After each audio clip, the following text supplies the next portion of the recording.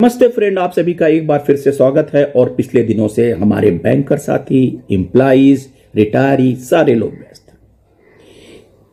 Arrear का मिलना, नए रिवाइज सैलरी का मिलना, एक्सग्रेसिया, पेंशन और सभी लोग व्यस्त हैं।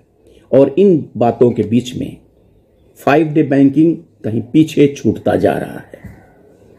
नेतागढ़ को कोई मतलब नहीं है। 8 मार्च के एग्रीमेंट के बाद लेवी कलेक्शन के बारे में सारा ध्यान केंद्रित है कि लेवी कहां से आता है, कहां से नहीं आया। जो नहीं दिया उसके पीछे पड़ना है, जो दे दिया है उसके लिए कोई बात नहीं है। इन सब बातों में 5 डे बैंकिंग के बारे में ना लीडर्स बात कर रहे हैं, ना गवर्नमेंट बात कर रही है। और गवर्नमेंट बात भी क्यों करेगी, क्योंकि मॉडल कोड ऑफ कंडक्ट लगा हुआ है। और जब तक इलेक्शन ओवर नहीं होता है 4 जून तक, तब तक गवर्नमेंट इस प्रकार का कोई अनाउंसमेंट करने भी नहीं जा रही है। और ना यूनियन से कोई मतलब है। फिलहाल वो अपने लेवी के हिसाब किताब में हैं, गणना करेंगे कहां घूमने जाना है, कहां एंजॉय करना है, दैट्स ऑल।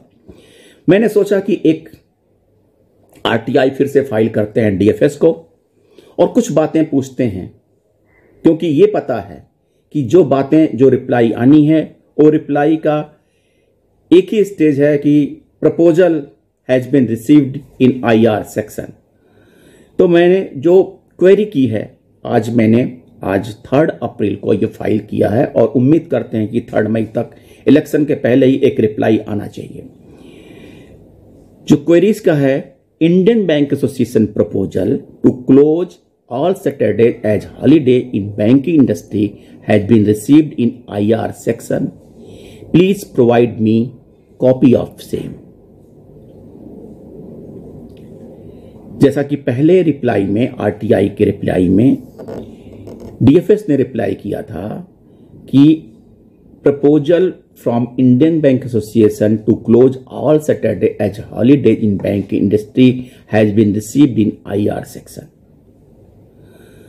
तो मैंने अब कॉपी देखें कि उस कॉपी में अगर प्रोवाइड, क्योंकि मैंने कहीं पढ़ा कि आरटीआई एक्ट के अंदर हम कॉपी की डॉक्यूमेंट्स का डिमांड कर सकते हैं, that is the public document.